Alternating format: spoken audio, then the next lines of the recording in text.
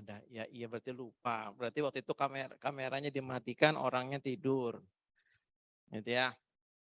Ya, saya ulang aja, nama saya Alfian Misran. Tuh ada namanya di situ. Ini adalah untuk WMK saya sudah yang kedua kali mengisi terkait masalah keuangan. Ya, sehari-hari dosen di Fakultas Ekonomi dan Bisnis di Universitas Lambung Mangkurat. Selain sebagai akademisi juga praktisi. Praktisi di keuangan iya, praktisi di usaha iya, praktisi di auditor iya, praktisi macam-macam. Ya, baik, untuk mempersingkat waktu, kita waktunya tidak panjang, durasinya cuma sampai jam 16. Ini waktu sudah tadi terpotong, ada keterlambatan karena saya tadi on time datang, ternyata yang di ruangan datangnya terlambat. Baru 1 atau 2 orang. Nah, itu kan jarang-jarang dosen nungguin mahasiswa gitu kan. Ya, baik, saya bicara hari ini terkait masalah bagaimana mengelola keuangan usaha. Kalau yang di pertama kemarin saya sudah mementor terkait masalah bagaimana merencanakan bisnis, merencanakan usaha itu sendiri. Jadi bukan keuangannya, fokusnya kepada bagaimana merencanakan bisnisnya. Nah, sekarang kita yang hari ini berkaitan untuk bagaimana mengelola keuangan usaha. Di mengelola keuangan usaha ini ada banyak sekali caranya. Banyak sekali caranya. Kalau kalian searching di Google, pengelolaan keuangan itu ada banyak sekali orang menawarkan tips dan trik serta cara bagaimana mengelola keuangan. Ada yang pernah nyari? Ada yang pernah nyari? Belum. Ada yang di sini berlatar belakang keuangan dari Fakultas Ekonomi? Ada? Ini ekonomi. Ekonomi mana nih? Ekonomi dan bisnis di Universitas Lambung Mangkurat. Semester berapa? 5. Jurusan? Ekonomi pembangunan. Ada jurusan manajemen? Ada. Ada jurusan akuntansi? Ada? Oh, ada. Kalau nggak kenal saya keterlaluan. Gitu ya. Ada yang bukan berlatar belakang keuangan? Ada yang dari kehutanan? Nggak ada. Ada yang dari pertanian? Nggak ada. Ada yang ini dari mana? Dari FKIP? Berapa orang? Oke, ada yang dari biologi FKIP-nya? Ada. Ada dari bahasa? Oke, berarti cara ini bisa digunakan oleh siapa saja. Jadi artinya tidak hanya untuk yang berlatar belakang keuangan. Artinya prinsipnya bahwa suatu usaha itu bisa dilakukan oleh siapa saja. Itu yang pertama. Yang kedua adalah apapun latar belakangnya, mau keuangan, mau non keuangan, mau mengerti akuntansi, mau tidak mengerti akuntansi, itu tidak jadi masalah. Kenapa? Karena sifat usaha itu umum. Yang kedua, setiap orang mengenal uang. Ada yang tidak kenal uang di sini? Ada yang tidak kenal uang? Kenal uang? Kenalan di mana? Oh, kan kalau tanya kenalan di mana bingung. Berarti setiap kenal uang artinya sudah pernah menggunakan uang untuk apa? Transaksi. Orang dulu kita cerita nenek kakek kalian atau bahkan lebih daripada nenek kakek kalian sebelumnya. Hanya mengenal, bahkan sampai hari ini orang kalian ada beberapa yang berusaha itu menggunakan sistem namanya uang laki, uang bini. Pernah dengar? Pernah dengar? Ada uang laki atau uang bini. Apa itu maksudnya, Pak? Uang laki itu adalah uang usaha. Uang bini itu adalah uang yang dipergunakan untuk rumah tangga. Jadi kalau ada orang hari ini, kalian nanti lihat entah itu di pasar, entah itu di toko, kalau tidak pernah punya catatan keuangan, mereka biasanya mereka mencatat hanya sekedar kas masuk, kas keluar. Tapi mereka selalu membedakan ketika mereka dapat uang dari usaha, itu taruh di sebelah bagian uang laki. Setiap hari uang laki itu akan diisi. Mengisi apa? Mengisi uang bini. Uang untuk rumah. Ada yang dipotong 50.000 dari usaha tadi, ada yang dipotong 100.000, ada tergantung pendapatan mereka hari itu. Semakin besar pendapatan hari itu, maka akan semakin banyak yang dipotong, dioper ke uang untuk rumah tangga. Sepanjang uang yang laki ini adalah untuk digunakannya, masih bisa menutupi semua biaya-biaya yang berkaitan dengan usaha, maka mereka menganggap usaha ini masih sehat. Usaha masih sehat. Sepanjang apa? Sepanjang uang yang untuk usaha ini tidak apa? Tidak habis.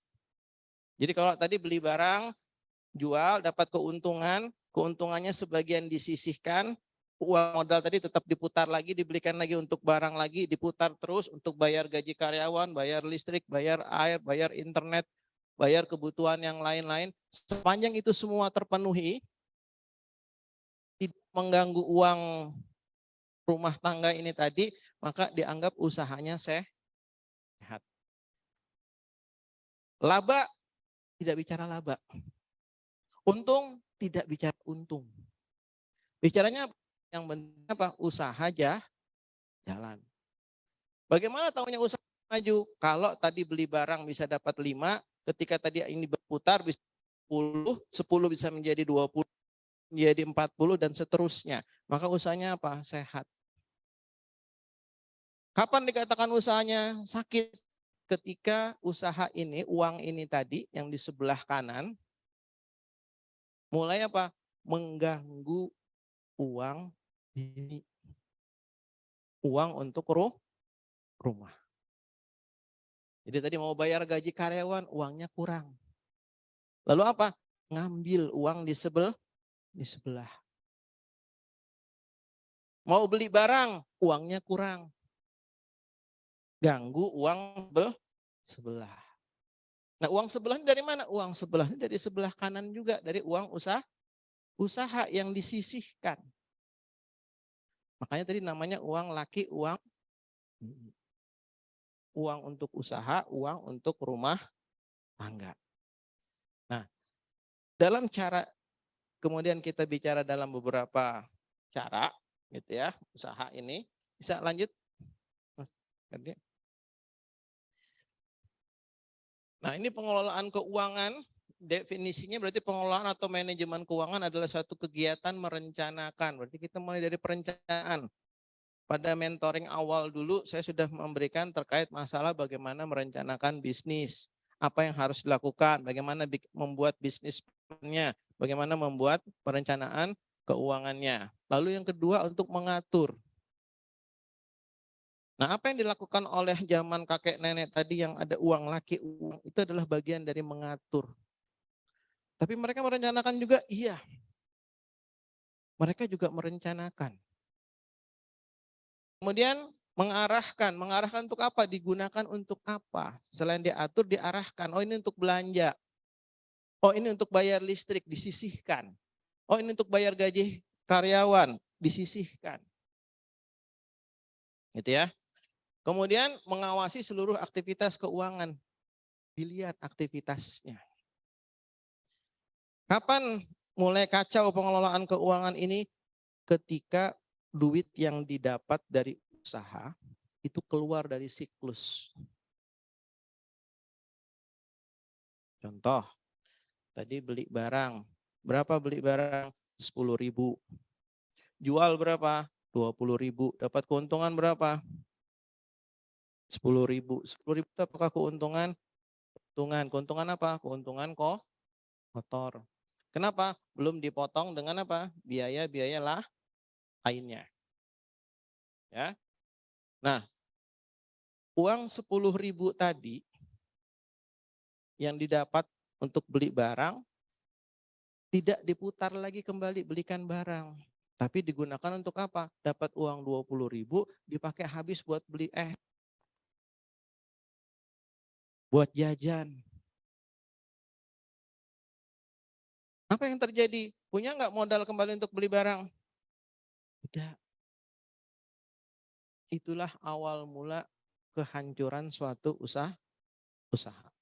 Jadi kata kuncinya, usaha itu akan baik-baik saja sepanjang uang yang itu masih berada dalam siklusnya. Ya, sepanjang masih berada dalam siklusnya. Tapi kalau dia sudah mulai keluar dari siklus, maka tuh waktu apa? Waktu kebangkrutan. Ya. Oke. Jadi ini bagian dari mengawasi seluruh aktivitas. Dengan mengetahui cara manajemen keuangan usaha yang baik, dapat mengetahui berapa jumlah pemasukan atau pengeluaran untuk kepentingan usaha. Ini yang belum pernah berusaha, coba. Karena apa? Ilmu untuk usaha ini bukan ilmu teori. Kalian harus dapatkan, begitu dapat langsung coba dipraktekkan. Kalau kalian hanya cuma teori dicatat, direkam, divideokan, dia ibaratkan kalian lagi mau belajar berenang tapi cuma di pinggir kolam. Bisa berenang nggak? Bisa berenang tidak? Nggak bisa. Jago teori tapi tidak bisa berenang. Ibarat orang mau belajar mengendarai sepeda motor, tahu teori bagaimana mengendarai sepeda motor dengan berbagai macam tekniknya, tetapi tidak pernah mencoba mengendarai sepeda motor. Bisa nggak? Yang ada apa? Begitu naik nabrak. Artinya ilmu ini harus apa? Harus diapakan? Dipraktekkan. Makanya ini harus apa? Dicoba. Oh, saya nyoba nih bagaimana cara usaha. Saya punya duit berapa? 5.000. Dengan uang 5.000 ini bisa jadi dapat berapa kembalinya?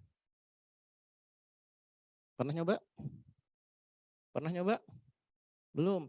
Kuncinya apa? Kuncinya lihat di sekitar kita. Lihat di sekitar kita, apa yang bisa kita usahakan. Ah, teman nganggur gitu, usahain. Kamu kan bisa bikin layangan? Bisa. Bisa. Sekarang masih banyak anak-anak main layangan. Kenapa enggak? Kalau kira-kira Anda bikin layangan masih laku enggak? Tergantung tempatnya. Tapi hari ini banyak yang bikin layangan. Kalau Anda buat, Anda menjadi apa?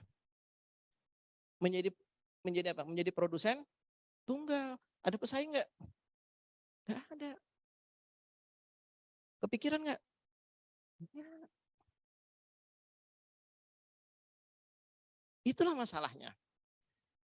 Jadi banyak sekali di sekitar kita tuh usaha, peluang, tetapi tadi Tuhan menciptakan ada mata, kita melihat tapi tidak buta.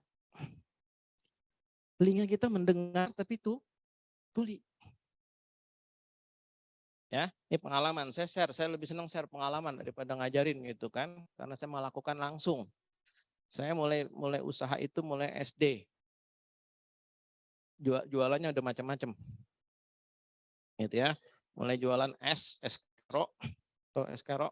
Hari ini susah nyari es kero. Gitu ya. Sampai jualan kue.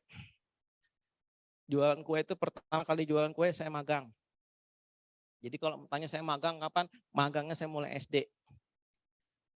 Magang apa? Magang jualan kue, ikut keliling kompleks sama teman yang jualan kue. Dapat duit nggak Pak? Enggak, upahnya cuma dikasih kue 1. Ya alhamdulillah. Pengalamannya apa? Macam-macam.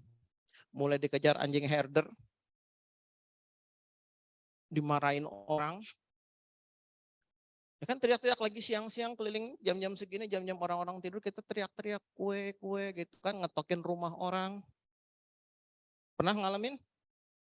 Nah, yang belum pernah cobain. Kenapa? Merasakan beda sensasinya. Kalau pernah melakukan dengan yang belum pernah hanya mendengar cerita. Yang dikejar anjing herder bawa tempat kue, lompat tembok 1,5 meter juga lewat. Kalau saya lagi nggak bawa apa-apa, mikir 1,5 meter saya loncatin. Ini bawa tempat kue, menyelamatkan apa? Dagangan. Gitu ya. Nah, magang.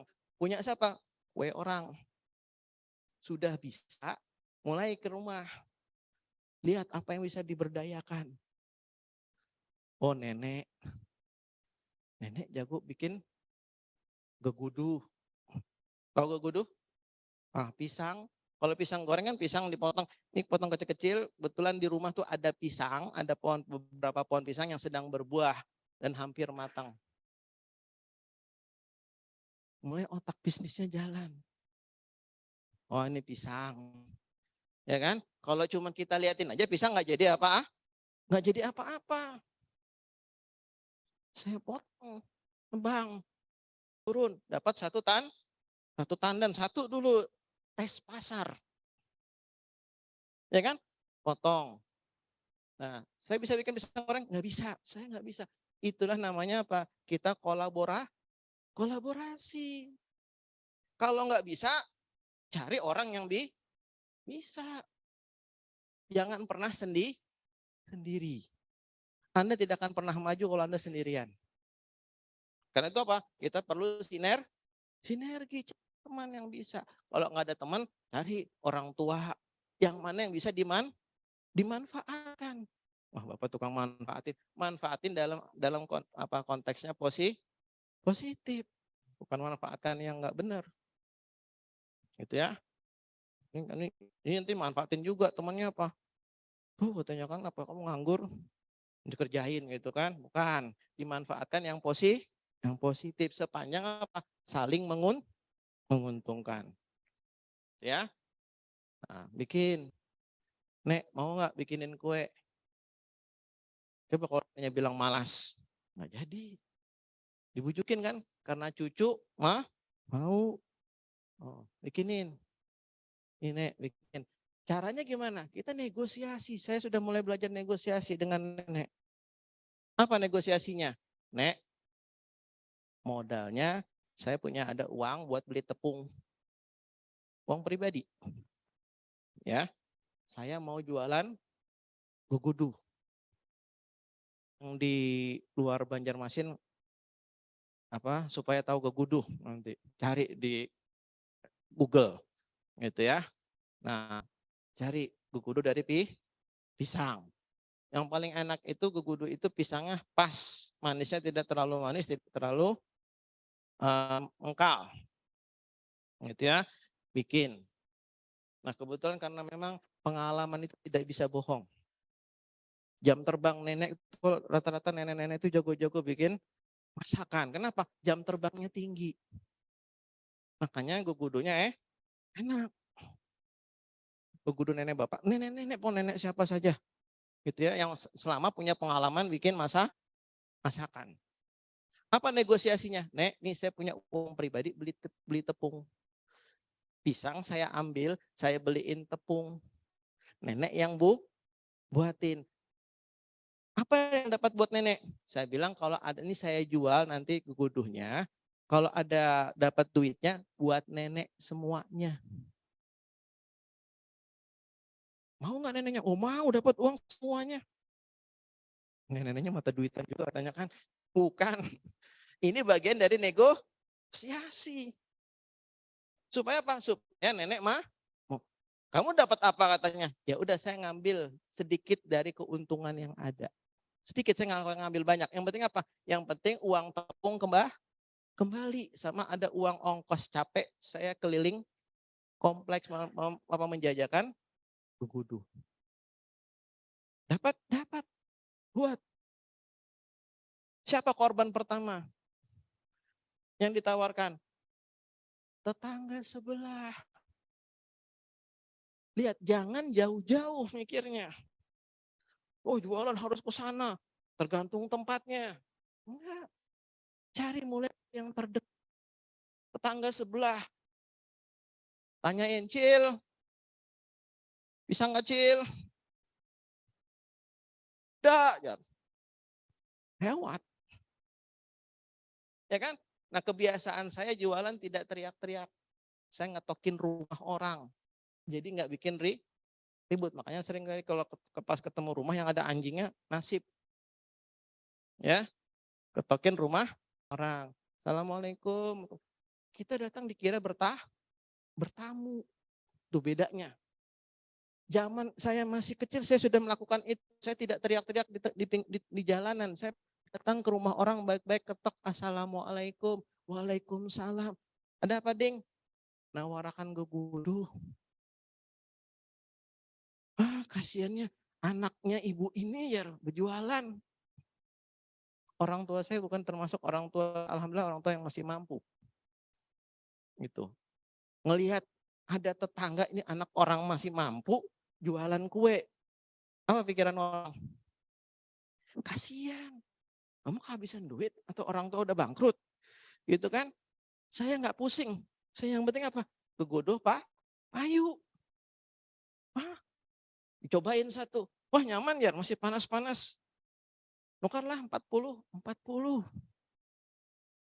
Saat itu cuma sekitar berapa? Saya waktu itu 150 harganya pada saat itu. Gitu ya, 40. Padahal bawah itu cuma 200. 200 apa? 200 potong. Ya. Rumah kedua diborong lagi. Saya ambil. Sisa berapa? Saya ambil semuanya. 2 rumah selesai. Hari pertama. Hari kedua 10 rumah baru habis. Hari ketiga tambah jauh. Kenapa? Dikejar anjing. Ya, tadi menyelamatkan dagangan. Itu apa semua? Apa akhirnya semuanya? Itu yang membuat mental saya terlatih. Itu yang membuat saya apa? Saya belajar berenang langsung nyebur. Kalau Anda hanya belajar, saya dengarkan apa yang saya sampaikan, Anda hanya cuma, oh kolam renang, air, cara gayanya begini. Anda tidak akan pernah bisa. Oh cara naik motor tuh begini. Cara nanti kalau nambah kecepatan tambah juga apa persnelingnya, giginya. Kalau pakai yang manual, kan matic Pak, tinggal gas sama rem, gas sama rem. Sekarang pakai lagi yang listrik lagi, motor listrik nggak ada suaranya, nggak perlu ngidupin mesin, paling habis baterai dicas, nggak perlu mikir. Tapi kalau tidak pernah nyoba, punya nggak sensasinya? Nggak ada. Karena itu apa? Ilmu ini harus dicoba. Gagal biasa, bangkit. Jatuh, berdiri. Seperti apa? Seperti anak kecil belajar berjalan. Oke. Jadi mengetahui berapa jumlah pemasukan pengeluaran untuk kepentingan usaha, kita tahu. Oh, sudah tahu nih saya punya modal berapa. Pengeluaran saya apa saja. Berapa uang yang masuk. Oke, bisa lanjut. Nah, manfaat mengetahui pengelolaan. Berarti yang kita harapkan kita punya arus kas itu sehat, punya uang. Itu sehat itu dalam artian apa? Kita cukup untuk membayar semua keperluan kita. Untuk apa? Untuk usaha, bukan untuk kepentingan pribadi, untuk usaha.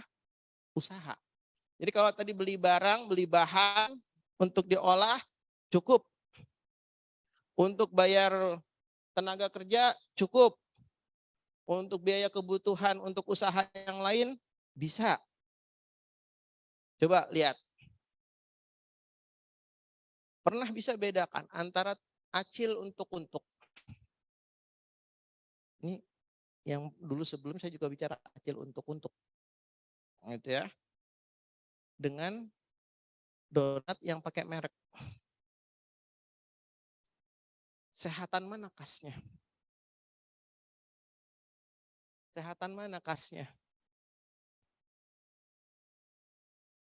Sehatan acil untuk atau sehatan donat yang pakai merek? Sehatan mana? Ya? Yang bermerek. Yang bermerek lebih sehat. Kata acilnya, aku sehat-sehat saja.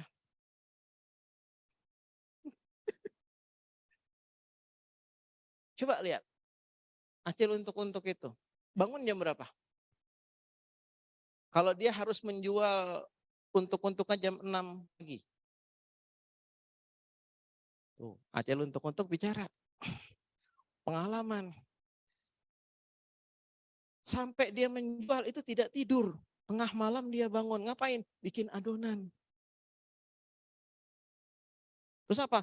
Selain bikin adonan, menunggu adonan itu mengembang. Kemudian apa lagi? Adonan itu dipotong kan dibentuk jadi untuk. Baru digoreng. Sampai jam 6 Anda yang belanja, Anda keluar rumah jam 6, jam setengah 7, ke warung-warung. Sudah terhidang di warung-warung. Tinggal makan aja kan. Bayar berapa Cil? 500. Tanpa merasa bersalah 500. Acilnya mulai jam 12 malam tuh bangun. Anda bangun jam setengah 6, belum mandi, belum udah ke warung. Jadi bayangkan, 500 rupiah. Pertanyaannya berapa biaya produksinya? Untuk masih 500, sudah 1000. Berapa sekarang biaya produksinya? Lebih dari separuh. Ada tidak yang diperhitungkan oleh Acil itu yang kelewat di situ? Apa? Tenaga. Apa lagi? Bukan. Ada. Yang dihitung dalam 1000 rupiah harga untuk itu, yang dihitung apa? Mayoritas hanya apa? Bahan baku. Padahal orang memproduksi itu ada 3 komponen yang penting. Yang pertama apa? Baku iya. Yang kedua apa? Yang kedua adalah biaya tenaga kerja. Itu yang tidak pernah diperhitungkan oleh acil-acil untuk. Dia harga modalnya berapa dia untuk bikin untuk, dia jual lebih daripada harga modal, dia sudah merasa untung. Yang ketiga apa? Ada overhead namanya. Apa itu biaya overhead? Biaya overhead itu biaya untuk mendukung proses produksi. Contohnya apa? Acil untuk bangun jam berapa tadi? Jam 12 malam. Kira-kira kalau Acil untuk membuat adonan nggak pakai lampu, bisa pakai lilin. Tapi kan tetap harus beli lilin. Sebagai apa? Penerangan. Itu yang tidak diperhitungkan bayar listrik. Pernah nggak menghitung tuh? Enggak. Kenapa? Acil listrik tahu tiap bulan bayar listrik pakai token. Habis nukar lagi acilnya. Tidak pernah diperhitungkan ke dalam apa? Dalam biaya produksi untuk. Itulah apa? Kekurangannya. Berarti apa? Ada kesalahan di dalam perhitungan pengelolaan keuangan.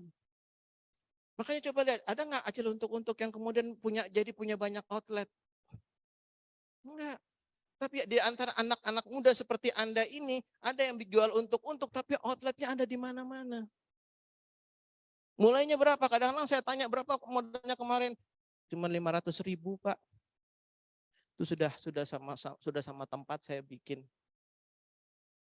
Jual apa? Ada yang cuma jual cilor. Tahu cilor? Itu telur gulung. Ya, ada yang cuma jual cilok. Dimodif. Cilok biasanya pedas, asin, rasanya jadi nano-nano, ada coklatnya, ada macam-macam. Itu cilok mana Pak? Cilok modifikasi. Cilok kekinian. Outletnya sudah berapa? Ada yang cuma jual cincau cappuccino. Sudah tahu berapa cincau cappuccino itu berapa omsetnya? Ada yang mencoba mengikuti, gagal. Kenapa? Karena tidak tahu triknya. Tapi ada yang sampai sekarang sudah hampir 10 tahun saya perhatikan itu dia bertahan sampai sekarang. Ada yang cuma jualan singkong tapi dimodif singkongnya macam-macam. Singkong tuh bisa jadi ratusan tuh judulnya. Cumi. Orang dulu Anda mungkin makan cumi juga jarang gitu kan. Sekarang jadi makanan kekinian. Gara-gara Anda tadi apa? Korea ngajarin kok pakai apa? Pakai api atas. Semua apa? Modifikasi. Outletnya ada berapa? Mereka sudah mulai memperhitungkan ini. Kas. Mengetahui jumlah modal yang dikeluarkan, menurunkan biaya produksi. Bagaimana menurunkan biaya produksi? Ada banyak cara. Tapi kuncinya adalah kurangi biaya produksi yang tidak memberikan nilai tambah kepada produk ataupun kepada usaha. Sambil contoh yang besar, contohnya apa? Pesawat. Pesawat itu orang naik pesawat sebenarnya inginnya ngapain? Bepergian. Yang penting apa? Yang penting saya dari sini saya mau ke sana sampai dan selamat. Kalau sampai meninggal ngapain? Gitu kan? Yang penting orang naik alat transportasi itu apa? Sampai dengan selamat walaupun selamatnya nggak ikut. Ya, yang penting sampai di tempat tujuan sehat walafiat. Sampai. Itu kan kuncinya. Ya, penting nggak ada makannya? Nggak. Minum perlu ya. Minum perlu. Tapi bisa beli sendiri nggak? Bisa. Perlu nggak dilayani dengan baik? Nah, yang penting kan nyampe. Bawa barang angkut mau jadi kuli sendiri juga nggak masalah. Itulah makanya kemudian muncul ada low cost carrier. Penerbangan dengan berbiaya murah. Walaupun sekarang nggak murah lagi Pak, itu masalah regulasi. Kenapa? Karena untuk memindahkan makanan konsumsi ke atas pesawat itu biayanya jauh lebih mahal daripada apa? Biaya produksi untuk makanan tersebut. Biaya penanganannya. Karena makanan itu harus dalam posisi apa? Tetap higienis. Sementara yang tukang ngangkutin itu tangannya ada yang bekas pegang oli, ada yang bekas pegang ini. Artinya apa? Makanya tadi penanganannya harus khusus. Nggak boleh sembarangan. Makanya mulai apa? Ada pesawat yang menghilangkan makanan. Itu bagian dari apa? Untuk mengendalikan, menurunkan biaya produksi. Biayanya dipangkas.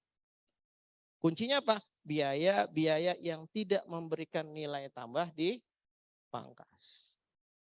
Lama-lama itu makanan kalau bisa dikasihin langsung dari tempat buatnya, kasih langsung ke penggunanya, itu lebih bagus. Kenapa? Nggak perlu pakai piring. Kalau pakai piring berarti ada apa? Harus bayar apa? Bayar tukang cuci piring. Berarti perusahaan perlu apa lagi? Perlu punya piring. Makanya mulai kan lihat itu ada beberapa restoran yang tukang masaknya langsung mau makan apa? Nasi goreng, dibikinin nasi goreng, kasih di situ nasi goreng di tempat yang nggak pakai piring. Pernah lihat? Pernah lihat? Kalau belum pernah lihat berarti jarang piknik. Piknik itu nggak mesti harus piknik secara fisik. Piknik virtual. Buka tuh YouTube, liatin. Kan nonton, nggak apa-apa. Yang penting piknik. Kalian piknik secara fisik juga nyata-nyata nggak bisa juga ke situ. Kenapa? Mahal Pak masuk ke situ. Percuma juga. Masuk ke restoran-restoran mahal cukup dengan apa? Buka YouTube, lihat. Oh, cara makannya. Asal jangan ngiler makannya kayak gitu. Anda ujungnya makan mie instan juga gitu kan, ya nggak apa-apa. Gitu ya. Oke, lanjut. Oke, ini cara mengelola. Cara mengelola mulai dari ada yang 3, ada yang 4, ada yang bilang 5, ada yang bilang 7, ada yang bilang 9, ada yang bilang 14. Kita lihat satu persatu. Ini yang 7. Kelihatan nggak nih tulisannya? Yang pertama buat perancangan budgeting. Berarti Anda disuruh buat apa? Buat apa? Budgeting itu apa? Penganggaran. Anda buat perencanaan. Anda mau buat usaha apa? Tentukan dari sekarang. Saya mau buat apa nih? Saya nggak tahu juga. Itulah masalahnya. Masalah di apa usaha muda itu apa? Kalau ditanya Anda mau buat usaha apa? Saya belum tahu Pak. Nah itu yang masalah Anda. Karena itu apa? Orang mau buat usaha itu pastikan Anda mau buat apa. Kalau Anda nggak bisa, Anda harus cari orang yang bisa di sekitar Anda. Nggak ada Pak. Nah, Anda yang belajar. Kalau Anda belajar berarti Anda perlu waktu, invest namanya. Untuk apa? Untuk bisa. Kemudian yang kedua, pisahkan keuangan pribadi dan bisnis. Tadi nenek moyang, nenek kakek zaman itu ada uang laki, ada uang bini, ada uang usaha, ada uang untuk keperluan pribadi. 3, catat pemasukan dan pengeluaran. Catat. Nih bagi yang muslim itu referensinya ada di surah Al-Baqarah ayat 282. Yang akuntansi keterlaluan kalau nggak pernah buka tuh ayat. Ayatnya aja udah balance 282. Ayatnya panjang sendiri. Ya, ayatnya aja udah balance. Tentang apa? Tentang catat. Yang kedua apa? Masalah hutang piutang. Jadi referensinya nggak main-main. Nih saya bikin 282, buka tuh. Buka di handphone tuh, buka Al-Qur'annya, lihat. Betul nggak? Catat. Gitu ya. Tentang pemasukan dan pengeluaran. Lalu bayar tagihan dan pajak tepat waktu kalau punya tagihan, terutama kalau yang mendapatkan permodalannya dari pinjaman, jangan lupa kalau punya kemampuan untuk membayar segera dibayar tepat waktu. Biasanya orang tuh males. Ah nungguin belum jatuh tempo, nanti aja bayarnya. Begitu punya kemampuan tuh langsung bayar, jangan nunggu nanti. Karena nanti itu ceritanya bisa beda.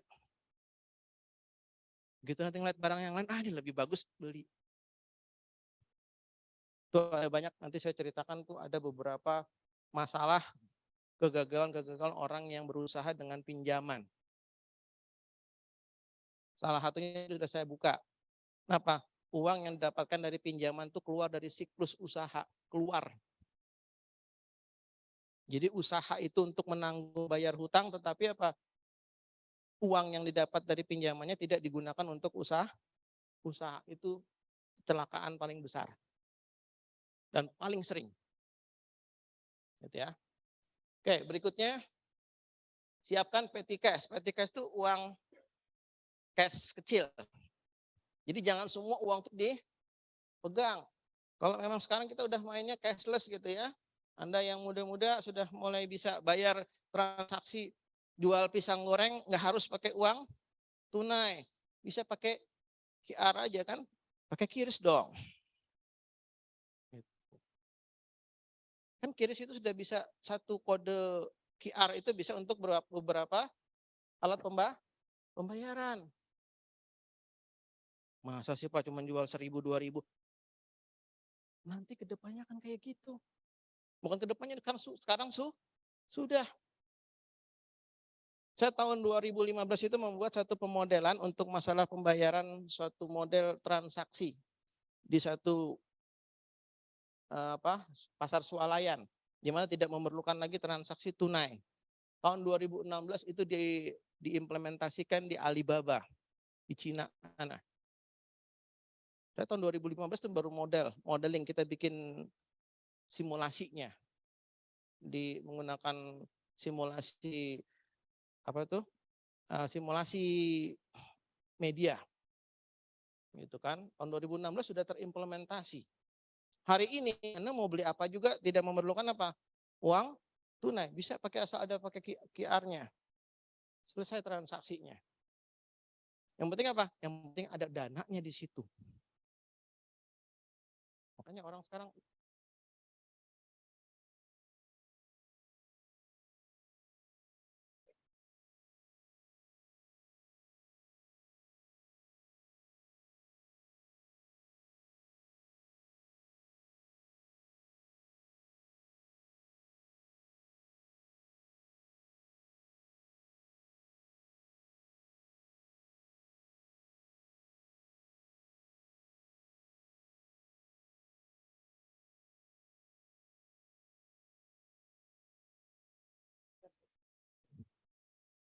ya tes. Oke, artinya siapkan kenapa petty cash karena untuk pengembalian. Untuk Pak uang kembalian atau sewaktu-waktu kita perlu untuk langsung membayar. Yang berikutnya investasi. Investasi itu selalu kalau kita bicara keuangan orang mikirnya investasi adalah untuk apa? Untuk di aset. Ya. Aset itu sebenarnya ada beberapa kategori. Kalau Anda baca literatur, kebanyakan aset itu selalu mengarahnya kepada apa? Kepada fisik, kepada material, kepada yang kelihatan. Berupa apa? Ada tanah, ada bangunan, ada emas, ada investasi saham dan sebagainya. Itu fisik. Investasi yang terbesar itu adalah sebenarnya pada intangible asset. Kepada siapa? Kepada diri Anda sendiri. Ini hari ini Anda sebenarnya sudah sedang berinvestasi, cuma Anda banyak yang nggak sadar. Investasinya apa? Anda mengorbankan waktu Anda untuk hadir di sini. Untuk apa? Untuk mendengarkan. Kalau Anda keluar dari ruangan ini tidak membawa apa-apa, berarti investasi Anda bodong. Berarti apa? Anda melakukan pekerjaan sia-sia. Karena itu apa? Keluar dari ruangan ini, Anda harus punya sesuatu. Harus bawa sesuatu dari ruangan ini. Supaya apa? Supaya jangan pengorbanan Anda sia-sia. Ini kalau ditanya keluar sana, tadi dapat apa? Nggak tahu Pak. Bapaknya ngomong sendiri, saya tidur sendiri juga gitu kan. Nah kan, itu investasi. Jadi investasi yang terbesar apa? Intangible aset. Ya nggak kelihatan. Bagaimana Anda bisa menghasilkan? Saya tadi mengatakan, kita ilmunya ini bukan untuk apa? Hanya sekedar menjadikan pengetahuan. Tapi harus apa? Harus dicoba. Karena dia harus dilatih. Orang berbisnis itu, orang berusaha itu dia seperti kita lagi ngasah pisau, ngasah pedang. Kalau orang belajar nembak, berarti dia harus sering latihan nembak. Menggunakan berbagai macam jenis amunisi dan senjata. Karena kalau hanya sekedar untuk tahu, Anda buka YouTube aja, sambil tiduran juga bisa. Dia harus apa? Dia harus dipraktekkan. Kapan Pak praktekkan? Keluar dari ruangan ini, coba praktekin. Lihat, kalau yang belum ada kenal di sini, ajak kenalan. Namanya 2 meter 30 detik. Apalagi itu Pak? Itu rumus orang marketing. Jangan biarkan orang dalam radius 2 meter dari Anda tanpa Anda ajak berkenalan. Untuk ngapain? Cari jodoh? Bisa. Karena kita bicaranya konsepnya, kita bicara konteksnya bisnis, berarti untuk apa? Untuk bisa usaha kita berjalan. Kalau Anda punya sesuatu yang ditawarkan kepada teman Anda, tawarkan dalam radius 2 meter itu. 30 detik, jangan biarkan dalam durasi 30 detik Anda tahu nama orang yang Anda ajak bicara. Dan dia juga harus tahu nama saya. Berarti apa? Tukeran nama. Kalau sekarang tukeran nomor handphone. Bagian dari apa? Bagian dari memanfaatkan. Kamu jualan apa? Saya jualan sirup. Kamu jualan apa? Saya jualan roti. Bagaimana kalau rotinya saya kasih sirup, roti sirup? Lakukan. Aku kasih susu. Kita jualan di pinggir jalan. Jadi, gara-gara apa? Ngobrol. Nih, lihat ya, kalau cuma ada di sini di kelas cuma sekedar habis itu bubar kayak kuliah biasa, berarti percuma. Karena itu apa? Satu sama lain harus saling memanfaatkan. Kalau tidak saling manfaatkan apa? Rugi. Berarti apa? Kalian membiarkan 2 meter 30 detik itu berlalu begitu saja. Bapak pernah melakukan itu? Sering. Saya dulu pernah ikut namanya MLM, multi level marketing. Saya mahasiswa kayak kalian, gak punya kenalan siapa-siapa. Tapi dengan saya mencoba menerapkan 2 meter 30 detik itu terjadi. Saya ketemu orang di bandara, saya ajakin kenalan, ajak ngobrol. Akhirnya kenal, tukeran kartu nama. Begitu apa? Saya kenal, yang saya kenal adalah apa? Perwira, kolonel. Tentara. Saya mahasiswa siapa? Mahasiswa biasa. Kira-kira kalau mahasiswa ngajakin bisnis kolonel, percaya nggak kolonelnya? Enggak. Tapi dengan meyakinkan saya ceritakan, saya punya bisnis, Pak. Apa bisnis? Bisnis saya gini, gini, gini. Oh, kalau gitu kamu datang ke tempat saya. Kebetulan apa? Beliau ini adalah pengusaha. Pengusaha angkot. Angkotnya banyak. Kemudian apa? Beliau ini juga adalah salah satu apa? Pimpinan dari apa? Arisan. Dari salah satu suku di Indonesia.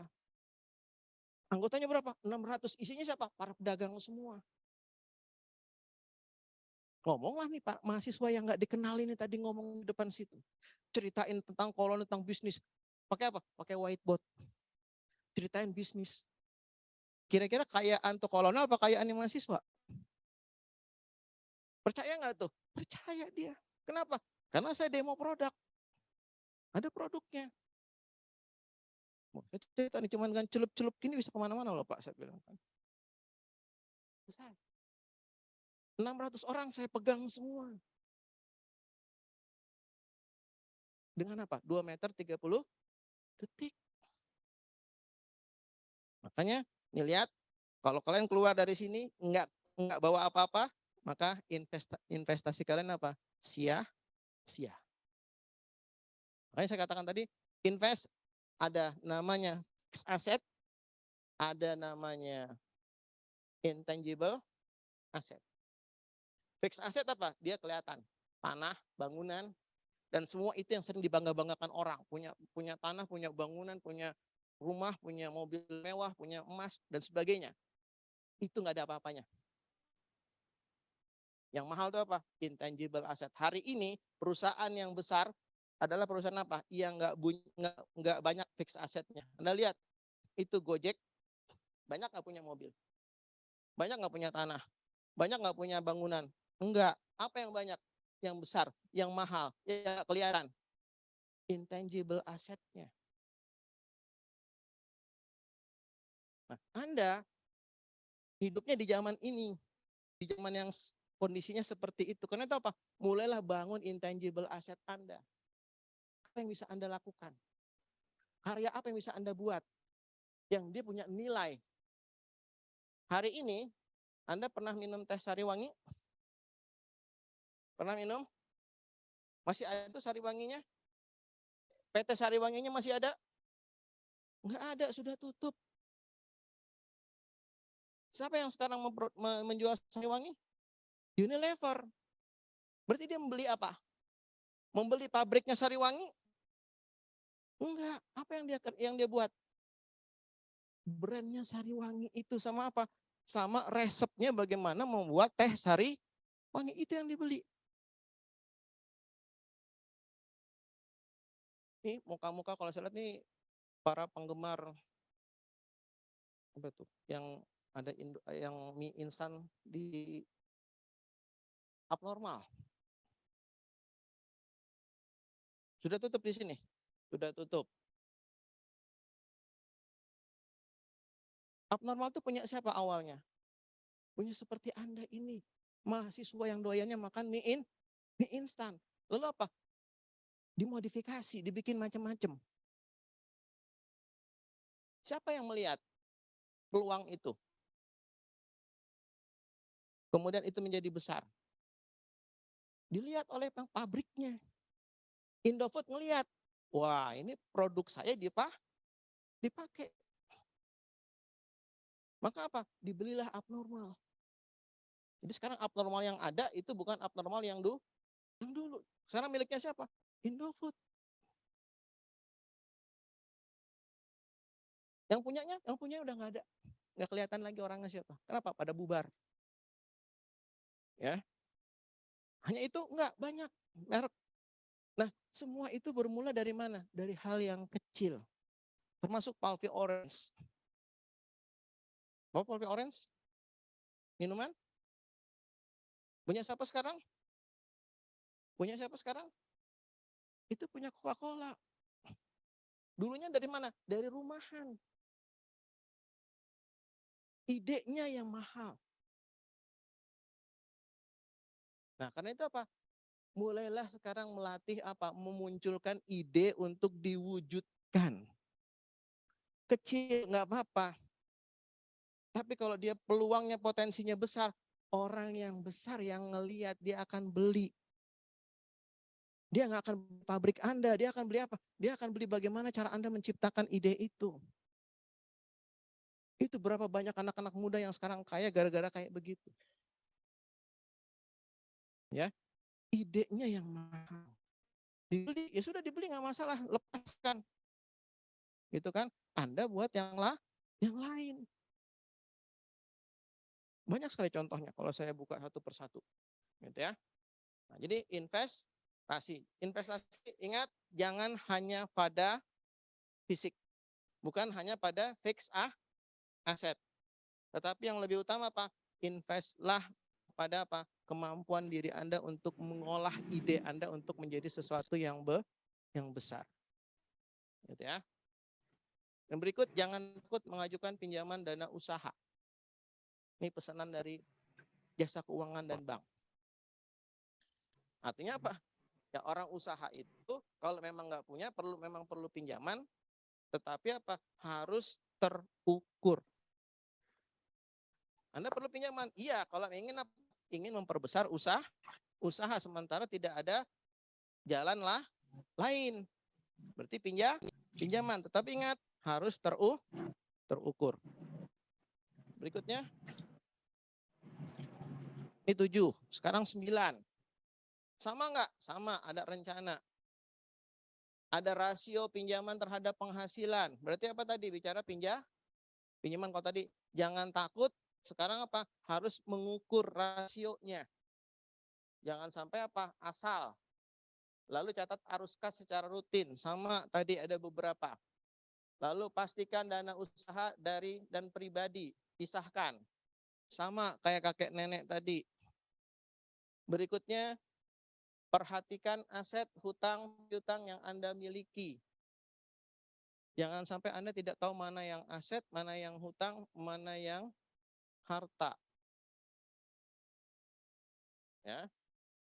Kemudian yang berikutnya, bayar semua tagihan dengan tepat waktu. Kalau saya bukan bicara tepat waktu, tapi apa? Bayarlah pada saat Anda mampu, segerakan. Jangan nunggu pada saat jatuh tempo. Karena pada saat jatuh tempo, ceritanya bisa beda lagi. Tiba-tiba orang tua sakit, perlu biaya. Ayo pilihan bayar utang atau bayarin orang tua. Ya, itu sering terjadi. Tapi kalau sudah utangnya sudah dibayar, nah ceritanya beda. Oh ini ada orang tua sakit, ceritanya nggak bayar utang, pilihannya bukan itu. Sering sekali usaha itu bermasalah, salah satunya adalah ini. Tadi nungguin jatuh tempo, nungguin ditagih, nungguin dan seterusnya. Nungguin. Akhirnya apa? Nunggu juga jadi masalah. Gitu ya. Berikutnya, sudah gunakan laba untuk mengembangkan usaha. Ya, ini sering menjadi kendala di setiap usaha adalah kok usaha saya laba tapi kok kayaknya duitnya nggak ada. Duitnya nggak kelihatan kemana ya? Pernah dengar? Pernah? Salahnya di mana? Bukan. Salahnya adalah labanya sudah bentuknya jadi aset. Laba yang digunakan itu pada saat belum Anda menghitung laba, Anda sudah menjadikan dia aset. Asetnya apa? Kadang-kadang jadi fix aset, bentuknya jadi sudah punya bangunan, punya toko. Lupa kalau itu belinya dari keuntungan. Jadi begitu lihat labanya kok gede, tapi kok saya nggak kelihatan ada duitnya ya? Duitnya nggak kelihatan karena sudah jadi barang. Kadang-kadang Anda sudah beli emas. Lupa. Makanya itu perhatikan mana yang aset, mana yang hutang. Dia sudah berubah bentuk labanya. Gitu ya. Nah, kemudian kalau punya kontrak dengan pihak ketiga, perhatikan kontrak dengan pihak ketiga. Hati-hati. Ya. Kenapa? Di sana ada hak dan kewajiban ketika kita menandatangani kontrak. Ada kewajiban untuk apa? Untuk Anda tepat waktu menyelesaikan pekerjaan. Ya. Nah, biasakan tuh belajar untuk membuat kontrak. Kontrak tuh dari kecil-kecilan punya usaha. Ya, orang saya pesan kue ya berapa 100 ini nanti buat acara besok. Itu kontrak tuh namanya udah. Dapat pesanan. Jadi kontrak tuh jangan dibayangin kontrak yang rumit. Itu lain lagi. Itu semakin kompleks. Jadi mulai sederhana dulu. Lalu 9, konsultasi dengan mentor yang telah berpengalaman. Tetap pengalaman itu nggak bisa bohong. Jam terbang itu tidak bisa dipungkiri. Makanya tadi nenek-nenek tuh kalau bikin-bikin masakan pasti enak-enak. Kenapa? Jam terbangnya tinggi. Sepanjang neneknya memang sering bikin masakan. Kalau neneknya nggak pernah bikin masakan, lain lagi ceritanya. Dia tiap dari umur masih muda gitu pecahin batu, ya lain lagi ceritanya. Ya. Oke, selanjutnya slide berikutnya. Ini 14. Tadi dari 7, 9, 14. Ya, edukasi diri. Jangan pernah berhenti belajar. Orang berusaha itu sama belajar mulai dari buayan sampai liang lahat. Dan jangan pernah membatasi diri belajar dari siapapun. Ya, walaupun Anda sudah sukses, jangan pernah Anda untuk malu datang turun ke bawah untuk belajar sama orang-orang yang ada di bawah Anda. Karena ketika Anda sudah mulai dari atas, Anda tidak mau belajar, hanya mau belajar dari orang yang di atas, tunggu kejatuhan Anda. Ya, orang yang tidak mau dia usahanya itu dia masuk mengendalikan usahanya di kedalaman, itu tunggu resikonya, kehancurannya. Dia maunya hanya dari atas-atas dapat laporan aja, kan saya sudah jadi bos, tunggu waktunya. Makanya di McD itu tidak ada yang di level mulai masuk di supervisor sampai di puncaknya itu tidak ada yang melalui dari bawah. Harus semuanya melalui pernah ngepel, pernah ngelap kaca, pernah melayani orang. Itu budaya mereka. Supaya apa? Supaya yang di atas ini tahu rasanya ketika dia di bawah. Tapi ketika dia naik, jangan lupa bahwa dia juga pernah seperti itu. Dan dia suatu saat kalau dia masih berubah perilakunya, dia akan dikembalikan kayak gitu. Itu pembelajaran. Nah, karena itu di setiap organisasi itu punya budaya, namanya budaya organisasi. Itu dipelajari, itu bagian dari edukasi diri. Anda ingin membangun budaya usaha Anda seperti apa? Saya meremehkan orang, tunggu waktunya. Ingat berapa banyak usaha yang dia tidak meremehkan orang, dia tidak melakukan kesalahan apa-apa, dia gagal, tapi dia jatuh bangkrut. Ada banyak. Sony, mau saya sebutin satu-satu tuh. Sony, apalagi ada Nokia, ada BlackBerry di sana. Ini yang di dunia digital. Sony itu adalah dulu rajanya audiovisual. Samsung itu belajar dari Sony. Ya, bagaimana cara belajarnya? Dia beli produk Sony, dia bedah isinya, dia buka chipnya itu isinya apa sih sebenarnya, kok bisa bikin video seperti itu. Samsung itu adalah peniru dulu. Itu ya. Tetapi apa? Dia melakukan terus-menerus, namanya orang belajar itu tidak pernah berhenti. Dia dia berinovasi terus. Sehingga hari ini apa? Dia menjadi yang terdepan. Di bidang apa? Teknologi. Jangan salah, Anda yang pakai iPhone itu layarnya adalah layar Samsung. Ya kan? Ada yang bangga-bangga, saya pakai iPhone kok nggak pakai Samsung, saya pakai Sungsang gitu. Layarnya itu layar iPhone. Ya, layar iPhone. iPhone itu layarnya Samsung. Teknologinya iPhone dipelajari lagi oleh siapa? Oleh Xiaomi. Itu kan? Xiaomi makanan, Pak. Nah, bagaimana supaya produknya seperti iPhone tapi dengan harga yang apa yang dilakukan? Pangkas biaya produksinya yang nggak penting. Ada nggak Xiaomi pakai iklan? Enggak. Coba iPhone, iklannya habis-habisan. Untuk mempertahankan apa? Brand.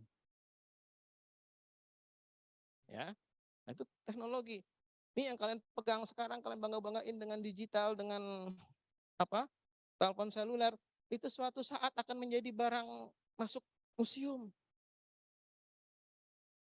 Ya, saya termasuk yang mengalami fase itu.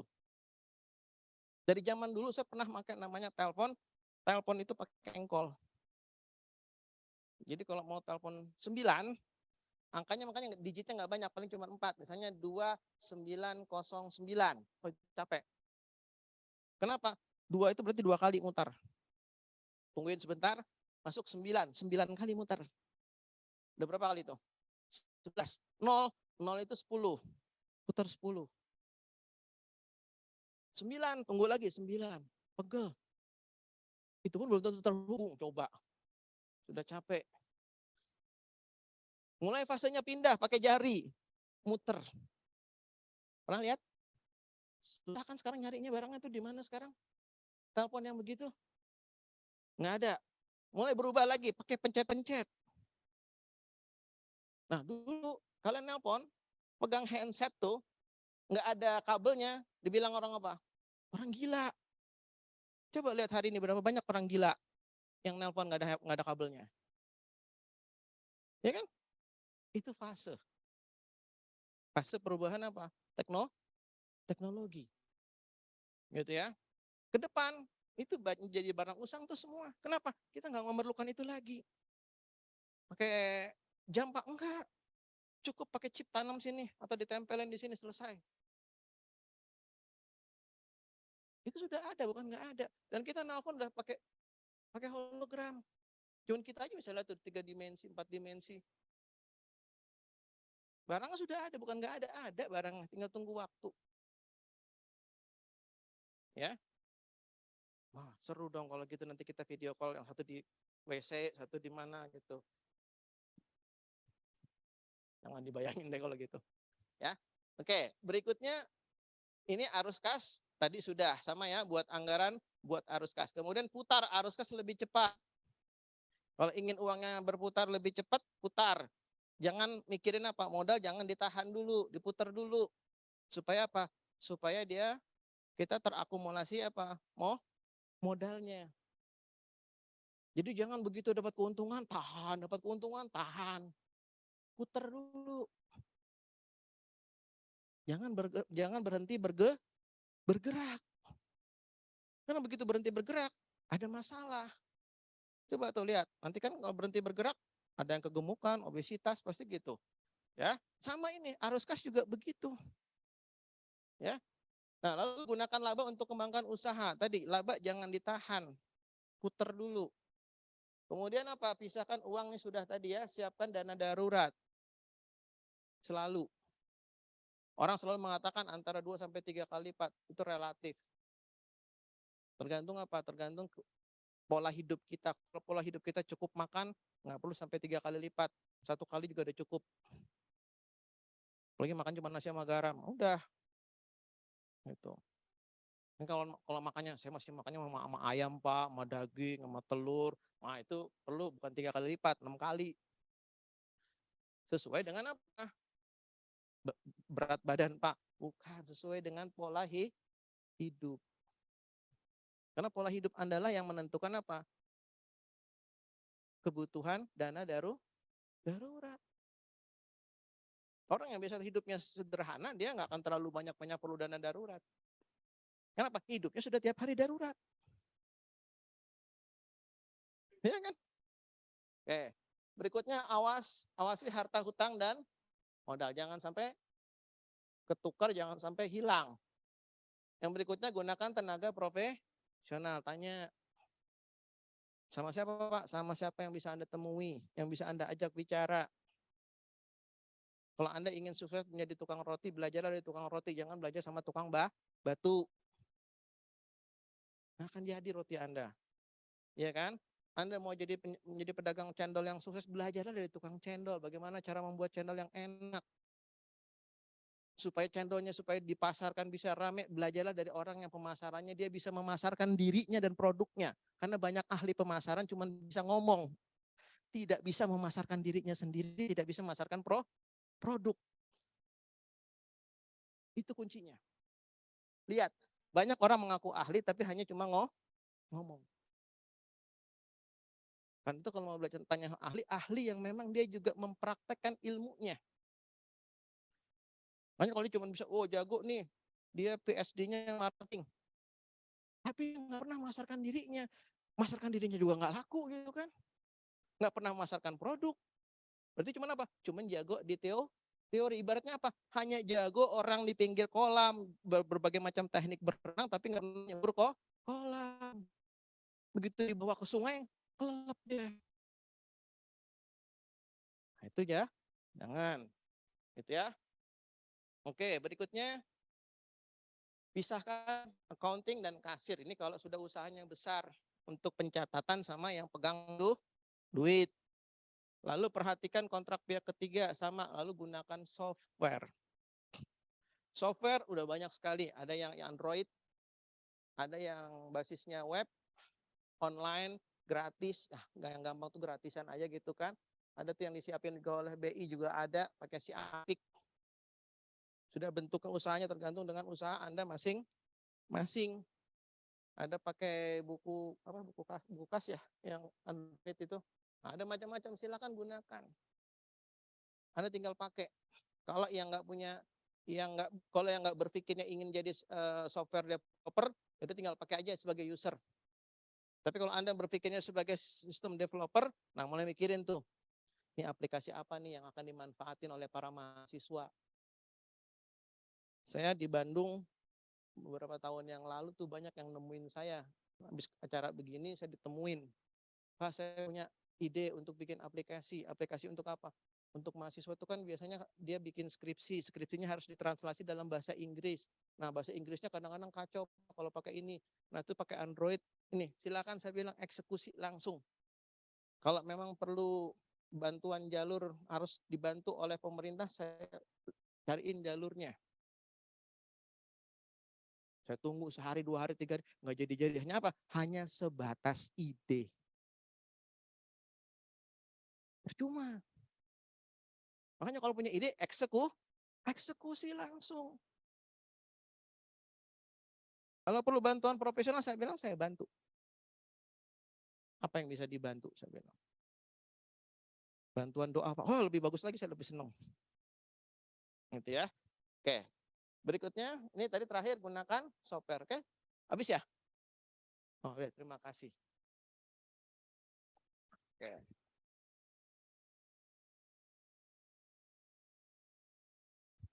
Wah, pulang. Apa yang mau nanya? Ada yang mau nanya?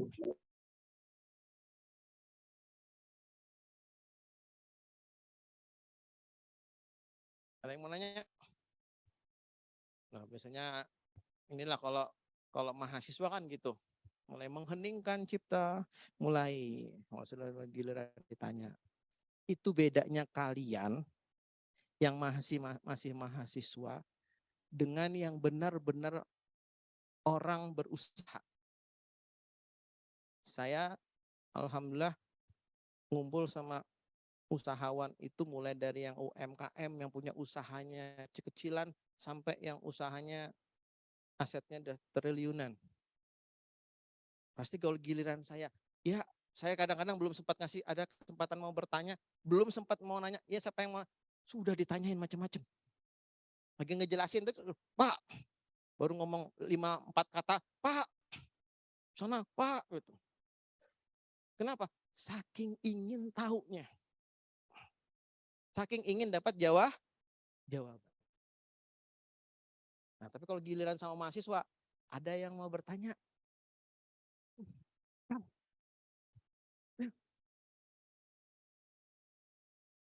Tunjukin. Kenapa harus bulik? Ya. Sudah berjanjian, sudah dihadang, kan diambilin di muka. Ya, gitu ya. Nah, itulah bedanya. Padahal yang banyak nanya itu pada saat saya bicara biasanya saya justru mereka tuh ikut di dalam kelas itu mereka bayar. Bayarnya kadang-kadang nggak nanggung-nanggung. Hanya untuk mendengarkan saya bicara. Ada yang bayar 4 juta, ada yang bayar 3,5 juta, ada yang dibayarin perusahaannya. Bahkan kadang-kadang mereka sudah nanya dulu, Pak jadwalnya Pak Alfian jam tanggal berapa nih ada. Gitu. Ada tuh, Pak ini bener kan, kadang-kadang mereka konfirmasi tuh, Pak ini bener kan Bapak yang akan jadi narasumbernya, betul. Nggak pasti saya bilang, yang bener Pak, iya, kalau gitu saya nahan dulu, jangan dulu. Gitu ya, ngomongin apa Pak? Macam-macam. Yang paling sering saya ditunggu saya bicara tentang masalah perizinan berusaha. Masalah apa? Masalah online single submission. Kenapa? Karena kalau saya ngajarin bukan masalah teknis, tapi bagaimana cara menggunakan aplikasi itu untuk kepentingan usaha dalam jangka panjang. Jadi bicara tentang strategik. Makanya ada banyak perusahaan yang berani ngontrak. Bayar. Kalau sudah ngontrak itu berarti kan tergantung harga, saya mau atau enggak. Kan gitu aja. Itu apa namanya? Itu intangible asset. Aset itu enggak selalu harus kita tunjukin. Kita punya mobil, kita punya rumah, kita punya yang mahal itu intangible. Apa bawa diri kita kemanapun kita pergi. Tapi kita punya nilai. Punya value. Nah berapa nilainya? Tergantung kalian memberikan harga berapa. Kalau Bapak berapa? Saya sering menjawab, kalau perusahaan-perusahaan besar kadang-kadang saya jawab, Pak Alfian kita kontrak Pak Alfian, ya berapa Pak? Seikhlasnya saya bilang. Ketawa. Bapak bercanda. Saya nggak bercanda. Saya bilang. Kenapa? Seikhlasnya situ mau bayar. Dibayar sedikit ya alhamdulillah, dibayar banyak alhamdulillah. Yang penting saya bilang saya cukup yang pertama buat tiket pesawat PP Jakarta Banjarmasin. Yang kedua buat saya nginep di hotel kalau saya lagi diundang. Oh kalau gitu nggak seikhlasnya itu Pak. Ya kan yang penting hitungannya cukup saya bilang. Itu kan? Oke, ada yang mau tanya? Ya, itu. Siapa namanya? Mic-nya Bu. Tadi mic-nya itu habis. Ya, Mila. Bukan Dilan, temannya Dilan nggak ada ya?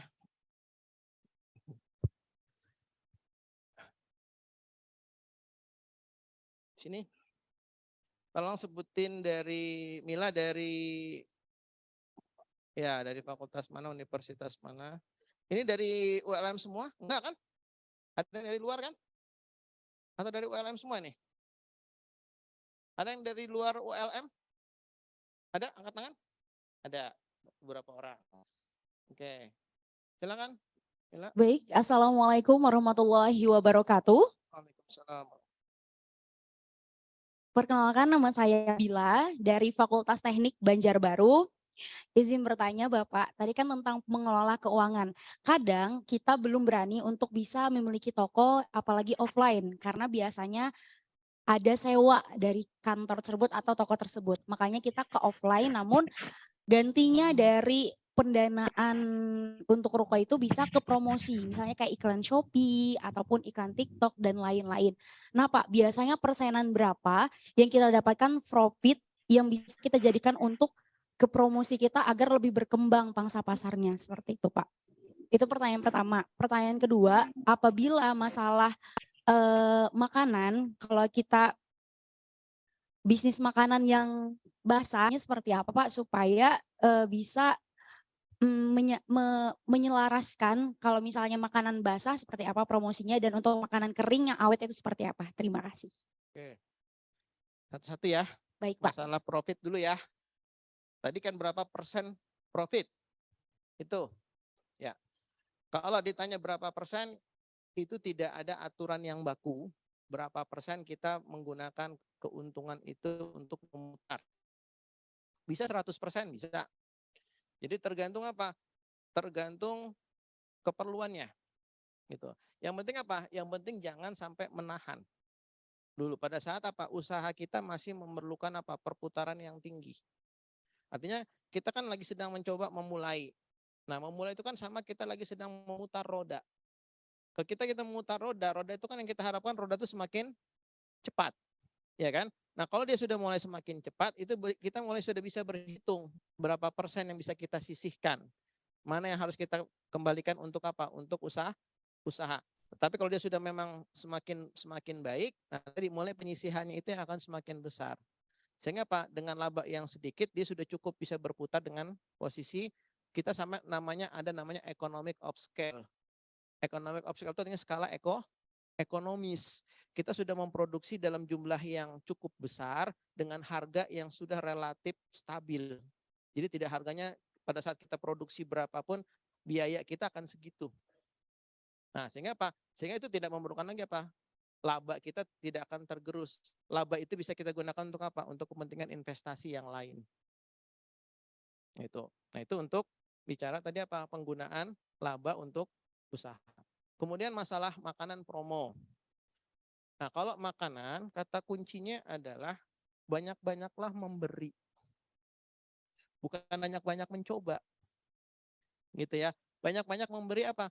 Memberi kepada orang lain untuk apa? Tester. Sebagai tester.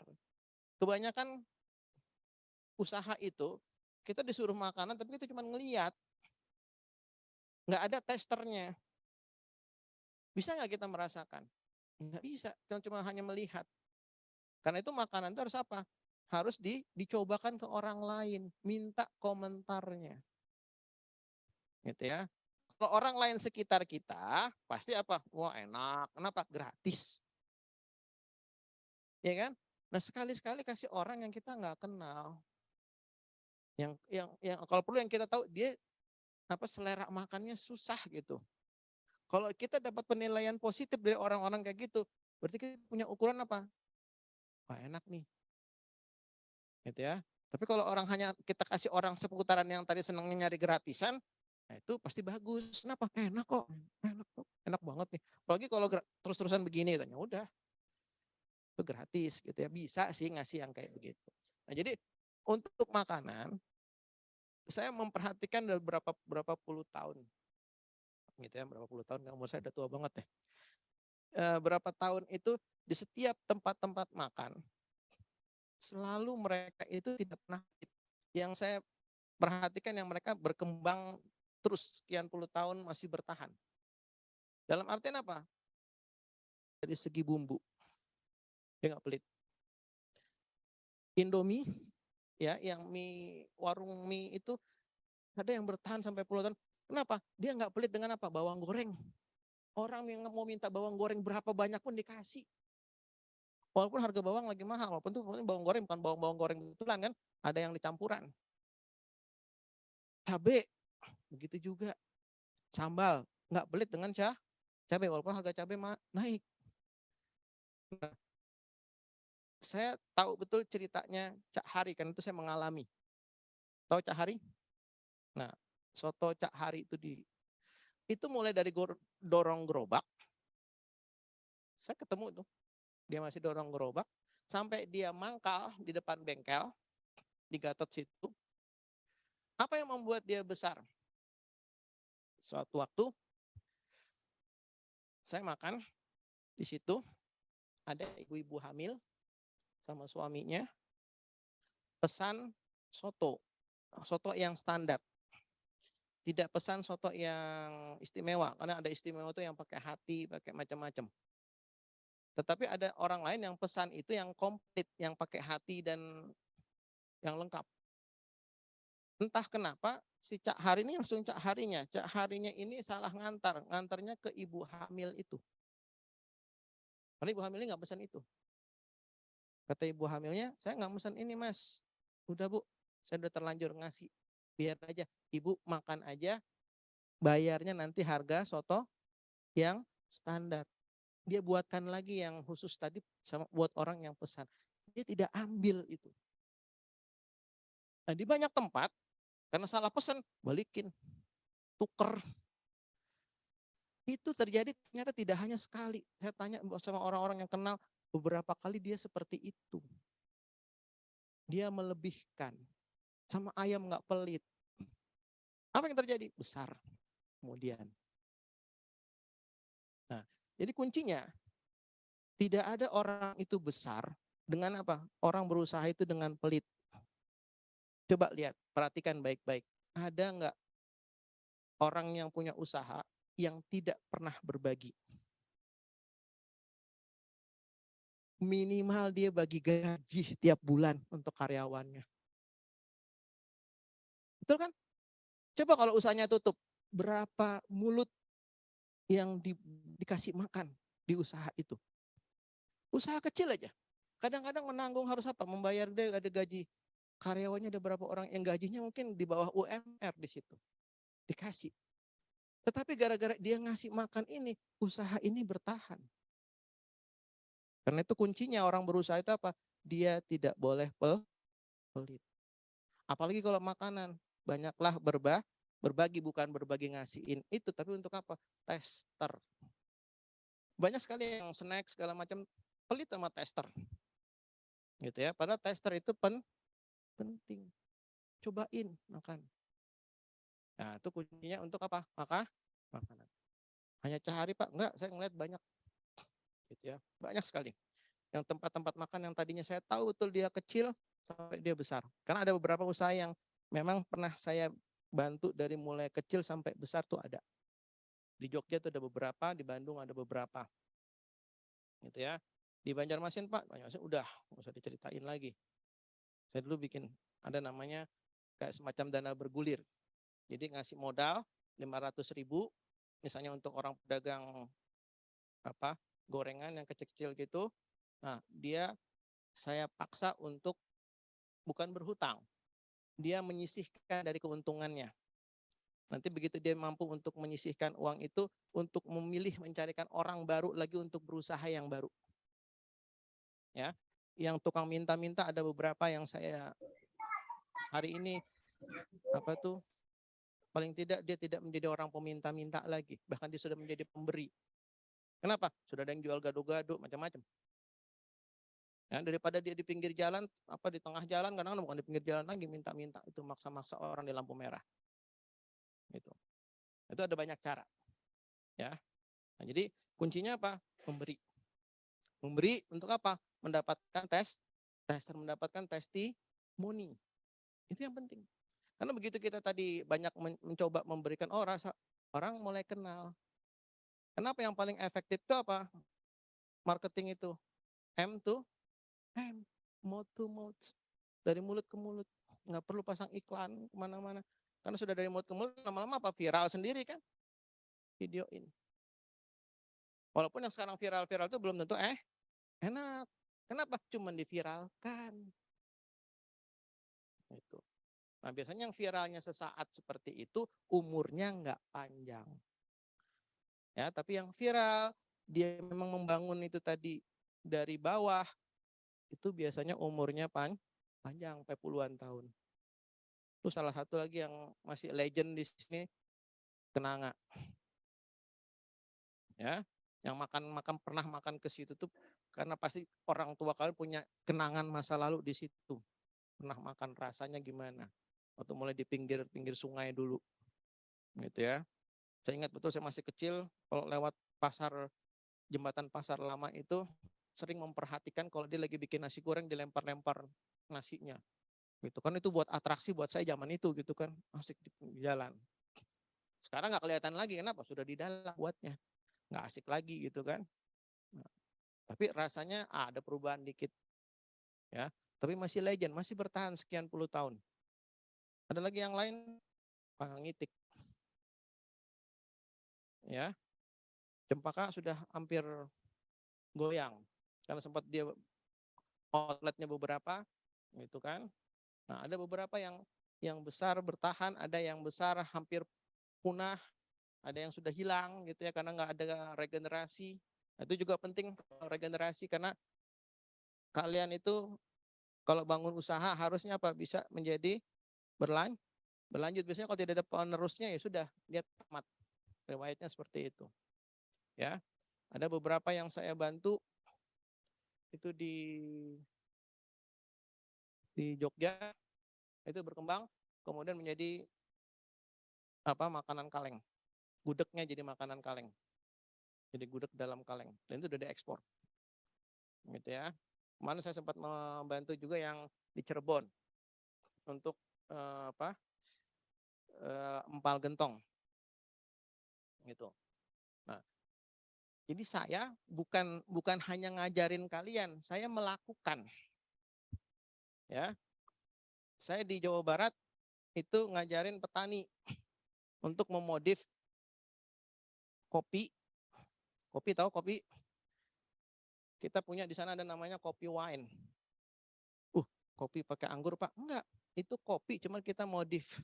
Kita regenerasi sel sehingga hasilnya itu nanti aromanya adalah aroma anggur. Wine, makanya kopi wine. Ada beberapa yang saya bawa sempat pameran di Singapura sama di Inggris untuk kopi. Nah, salah satu kelemahan adalah UMKM. Ini kayak kalian yang baru-baru begini, kelemahannya adalah biasanya sudah ketika kita minta dalam jumlah yang besar, nyerah. Saya sempat ngalamin tuh kayak gitu. Ada salah satu usaha kecimpring, tahu kecimpring? Dari singkong. Cuman dia bagus kemasannya, eksklusif. Tapi begitu saya mau ambil untuk red label, untuk saya pasokkan ke kayak ke Superindo gitu, kayak ke usaha yang besar, retail. Saya minta sanggup nggak dalam sebulan sekian ribu pieces per bulan. Nyerah, habis nyerah langsung hilang orangnya. Padahal waktu itu minta dibantu dipasarkan. Begitu saya pasarkan, saya carikan pasarnya betulan, nyerah. Nah, jadi kalau namanya usaha itu ketika memang sudah ada challenge seperti itu jangan mundur. Kalau memang misalnya tadi modal, kita bisa bantu carikan permodalannya. Gitu ya. Saya juga sama Bank Mandiri sering banget ditawar-tawarin tuh, ada nggak Pak Alfian mahasiswa-mahasiswa yang potensi untuk usaha? Ada, saya bilang, tapi saya nggak tahu mereka berani atau enggak. Gitu, karena mahasiswa kebanyakan pada saat masih jadi mahasiswa berusaha, tapi begitu sudah tamat bubar. Kenapa? Pengen kerja Pak, saya sudah diterima kerja di sana gajinya lebih gede Pak daripada saya berusaha dapatnya. Nah itu masalah Anda. Ya, masalah mahasiswa itu seperti itu. Kenapa? Merasa lebih enak jadi karyawan. Nanti sudah jadi karyawan sekian puluh tahun, pengen lagi bikin usaha saja. Berhenti jadi karyawan deh, jadi buka usaha. Ada lagi yang kayak gitu. Gitu ya. Nah, itu.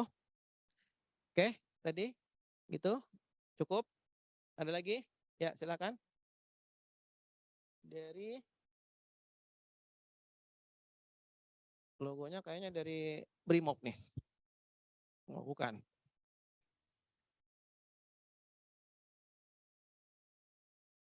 Cek satu.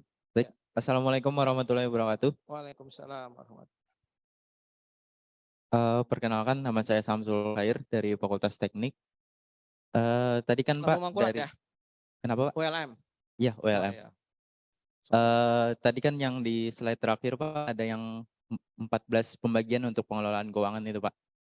Terus tadi ada poin pertama sama poin ke-11 kalau nggak salah. Itu Pak untuk pembagian keuangannya ada untuk edukasi diri sama dengan untuk gunakan tenaga ahli gitu kan Pak.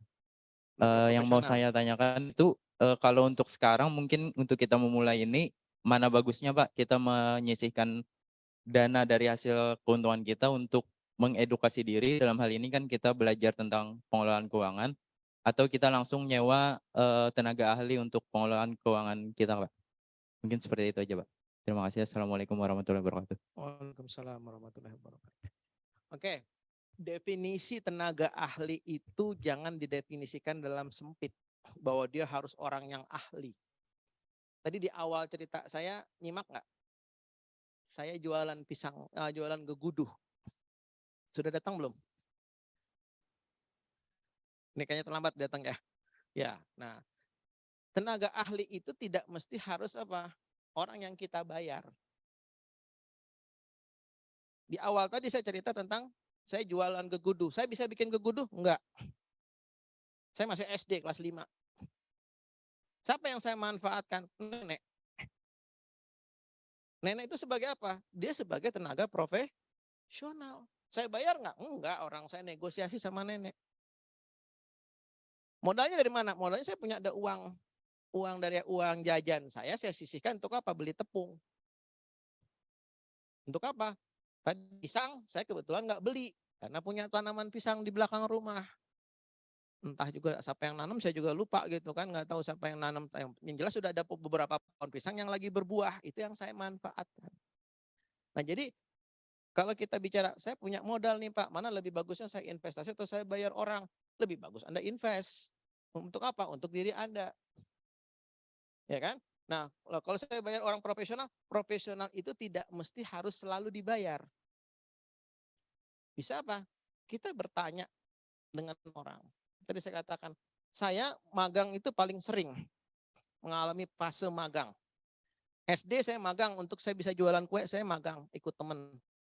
Bayar enggak? Saya dibayar, malahan kasih kue satu sebagai upah.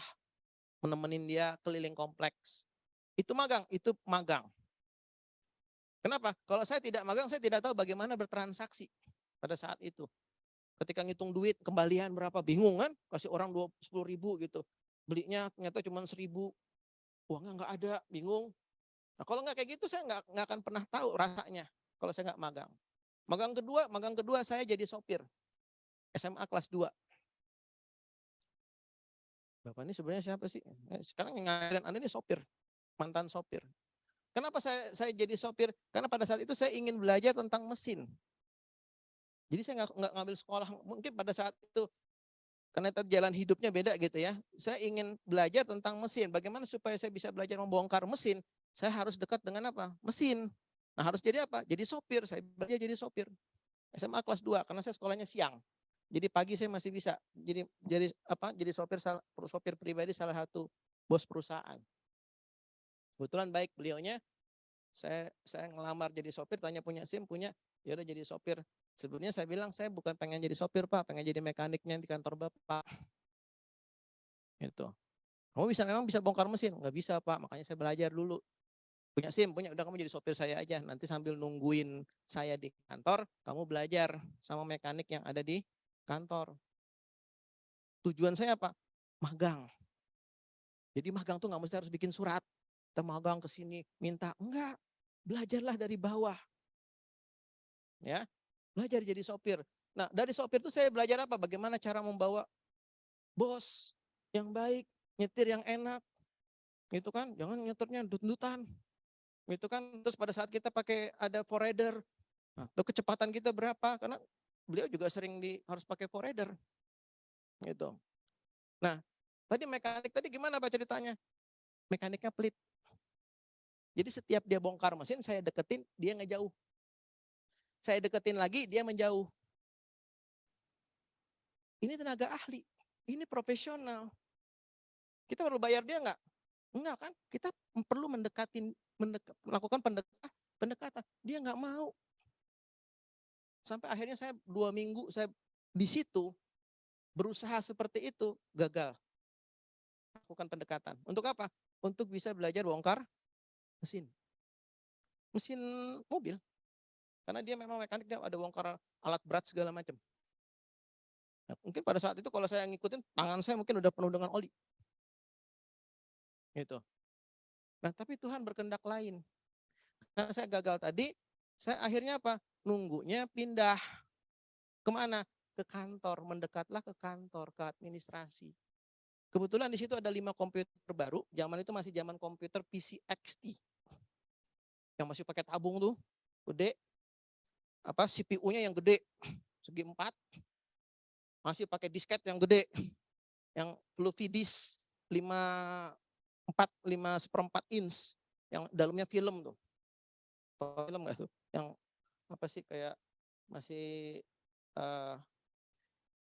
kalau itu foto itu kan pakai kayak klise. Nah itu kayak gitu. Kan kalian susah nemuin ya, nggak pernah ketemu tuh barangnya. Sekarang udah nggak ada lagi barang, susah nyarinya. Gitu ya. Itu saya ngalamin. Nah, di situ ada 5 komputer, tapi hanya 1 orang yang bisa. Yang lain dikursusin komputer, ikut kursus tapi nggak ada yang bisa. Cuma ada satu bapak ini akhirnya apa? Ketumpukan pekerjaan. Urusan surat menyurat dia, urusan laporan keuangan dia, padahal dia bagian umum. Akhirnya apa? Kalau bos lagi mau bikin surat, dia. Nanti laporan keuangan bikin yang cetak pakai kertas panjang, dia juga. Makanya kerjaannya numpuk banyak, komputernya banyak. Akhirnya apa? Saya memberanikan diri nanya tuh. Pak, saya bilang, saya izin, boleh nggak saya belajar? Ini ngidupin komputer. Belum bisa komputer, ngidupin aja saya baru minta izin. Izin ngidupin komputer. Oh boleh, diambilin sama dia tuh. Bukan buku, stensilan. Masih stensilan tuh, masih bentuknya apa? Modul. Nih, kalau mau ngidupin pakai disketnya ini, namanya DOS. DOS itu juga saya dulu nggak tahu apanya, disk operating system. Gitu kan, ini bukunya, ini DOS-nya, ini disketnya. Nanti kalau sudah mau DOS-nya, nah buka kalau mau pakai ngetik, ini pakai WS, namanya WordStar. Ini pakai masukin disketnya. Diajarin cuman beberapa menit, yang selebihnya saya suruh baca. Bisa. Akhirnya sampai saya menghafalin tuh comment, perintah-perintah untuk bisa bikin ngetik suatu surat. Sampai akhirnya saya bisa menguasain WS, yang menguasai dulu namanya bukan Excel, apa? Lotus 1, 2, 3, Lotus 1, 2, 3. Kemudian ada di base-nya, di base 3 plus. Sampai akhirnya bisa. Dengan apa? Otodidak belajar di situ, duduk nungguin komputer. Nah, singkat cerita dari sopir jadi apa? Dari sopir jadi apa? Apakah saya langsung diterima di perusahaan itu jadi karyawan? Enggak. Suatu kesempatan saya disuruh bos jemput tamunya, orang bule, orang Australia. Ngomongnya nggak bisa bahasa Indonesia. Bahasa Inggris saya pada saat itu, yeah, yes, I know, I can gitu kan. Know what lah kalau ditanya gitu kan. Nah, tapi itu apa? Itulah yang membawa saya.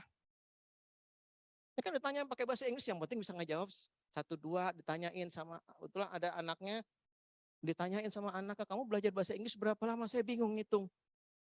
Dari SMP saya sudah belajar 3 tahun. SMA itu sudah kelas 2, 5 tahun. Malu. Belajar bahasa Inggris 5 tahun tapi nggak bisa bahasa Inggris.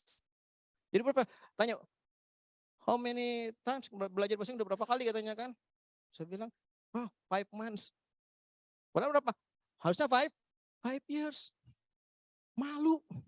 Kenapa? Bahasa Inggrisnya masih belepotan. Anda tuh, tanya sama diri Anda sendiri itu. Berapa lama Anda belajar bahasa Inggris? Ya, padahal bahasa Inggrisnya apa? Yang penting you understand, I understand. Who cares with grammars? Iya kan? Yang penting apa? You understand, I understand. Udah, yang penting kita ngomong dong. Kan itu kuncinya. Nah, singkat cerita apa? Ini orang Australia mau buka perusahaan di situ, di Indonesia. Supply logistik. Nah, dia nyari karyawan, tapi apa syaratnya? Yang harus bisa komputer. Oh, kalau gitu dites lah. Kata bos saya apa? Ini aja nih sopir saya suruh. Dia jago, dia bisa katanya. Oh, sopir disuruh. Oh, kalau itu tes dulu katanya kan. Tes. Pada saat tes, siapa saingan saya? Para lulusan D3 ASMI. Sekretaris. Yang roknya pendek-pendek tuh. Cantik-cantik. Saya mau pakai rok juga. Enggak, saya laki-laki. Gitu ya. Tuh, ingin bongkar mesin jadinya larinya kemana? Administrasi. Begitu dites, oh ini mengetik jago-jago yang dari lulusan sekretaris. Kenapa? 10 jari, saya 11 jari. Ya kan? Tetapi apa? Saya computerized. Mereka semua diam ketika ketemu komputer. Kalau ketemu sintek jago. Begitu ketemu komputer apa? Diam semua. Kenapa? Nggak ada yang bisa. di zaman itu. Oh, saya dicoba apa aja bisa, Excel, Lotus bisa, di base bisa gitu kan, database. Udah jadi. Akhirnya siapa yang direkrut? Saya. Berubahlah dari sopir menjadi apa? Administrasi. Lihat, tangganya nggak langsung saya di atas. Saya jualan, nggak ada saya jualan langsung saya punya toko. Enggak, saya keliling kompleks. Dagang kue, dagang es kero. Gitu. Kadang-kadang di sekolah saya ngebisnisin teman. Itu kan, kenapa jual sesuatu, ntar jual pensil, teman kehabisan pensil, saya jualin aja, saya bilang. Bisnis. Otaknya udah kayak gitu. Kuliah saya sudah berbeda lagi, mainnya apa? MLM. Itu punya downline, ada di mana? Ada di Riau, ada di Jogja, ada di Papua. Itu yang saya cerita tadi 600 orang tuh di Papua. Oh, begitu mendarat di Papua keren dong, udah mahasiswa supaya orang percaya pakai apa? Pakai jas. Ya kan? Kenapa? Sudah naik status. Mahasiswa MLM. Mahasiswa tapi MLM malam, Pak. Iya. Multi level marketing. Nah, jadi prosesnya itu tidak apa? Langsung nggak ada yang instan. Saya mengalami administrasi itu sampai disuruh-suruh biasa. Kerja sampai tengah malam udah biasa, tengah subuh. Ya, bukan lagi tengah malam, tengah subuh. Belum selesai. Kenapa? Karena saya ada jeda harus sekolah. Sekolah saya dari siang habis zuhur sampai dekat maghrib. Habis itu saya melanjutkan lagi pekerjaan setelah maghrib. Karena saya ada jeda tadi, hilang waktu. Orang Australia nggak mau, rugi dia. Gitu kan. Sehingga pada beberapa pekerjaan saya harus selesaikan malam. Gitu. Nah, itu apa? Niatnya mau jadi apa tadi? Mekanik. Supaya apa? Bisa bongkar mesin. Pengennya apa kalau bisa bongkar mesin? Buka bengkel. Nggak muluk-muluk. Ya, cita-cita saya nggak muluk-muluk. Pengen buka bengkel. Bisa bongkar mesin, bisa buka bengkel. Udah. Kesampaian nggak? Enggak, Tuhan berkehendak lain. Takdirnya beda. Kamu nggak ke sana, larinya ke sini. Tangan kamu bersih. Kenapa? Nggak perlu bongkar mesin. Tapi bongkar berarti tangannya kotor itu nggak bagus. Enggak, itu bagus. Saya justru ingin belajar itu. Tapi Tuhan yang berkehendak lain, takdirnya yang berbeda. Karena mau jadi dosen, nah itu masalahnya. Hari ini saya jadi dosen pun, dosen-dosen saya pada ketawa. Kenapa? Karena saya lulus S1 UGM, atau di UGM, saya dapatkan ada 5 referensi dari dosen untuk menjadi dosen. Tapi tidak satu pun yang saya gunakan. Apa pertanyaan? Saya ditanya, kenapa kamu nggak mau jadi dosen? Nggak mau, saya bilang. Karena jadi dosen, kamu kerja ini ingin di mana? Saya ingin bekerja di perusahaan multinasional. Kesampaian. Saya bekerja pada saat itu di perusahaan minyak Amerika. Gitu ya. Gajinya lumayan. Nah, pada saat itu kenapa Bapak nolak jadi dosen? Karena gaji dosen pada saat itu cuma 250.000. Itu uang saku saya. Dari waktu jadi mahasiswa. Dari uang saku itu maksudnya uang saku saya ngumpul-ngumpulin sendiri. Gitu ya. Nah, kalau saya masih harus jadi dosen lagi, berarti kan saya nggak ada kemajuan. Dulu 250.000, sekarang punya uang juga 250.000, kan nggak ada kemajuan. Makanya apa? Saya berpikir harus berubah. Berapa Pak digaji di perusahaan? Waktu di perusahaan yang sebelumnya itu 2,5 juta, 10 kali lipat. Di zaman itu, gitu ya. Nah, zaman saya lulus tahun 98, tahun 9. Zamannya krisis. Ya, karena saya juga aktivis 98 pada saat itu. Nah, artinya apa? Artinya kita bekerja itu harus berproses. Begitu juga berusaha. Nggak ada nih kita, oh saya mau, ini ada profesional, kita bayar. Enggak. Jadi jangan memahami, mendefinisikan profesional itu, tenaga ahli itu sempit, harus dibayar. Jangan. Kita belajar dari orang yang ahli, itu apa? Itu profesional. Hari ini kita ketemu, bayar saya enggak? Bayar saya enggak? Enggak. Ya kan? Kenapa? Saya bagian dari apa? Berbagi. Tugas saya apa? Nah, orang berbagi itu berarti dia punya kelebihan. Itu. Makanya kuncinya adalah jangan pernah pelit berbagi. Usaha apapun, jangan pernah pelit berbagi. Mau usaha apa aja?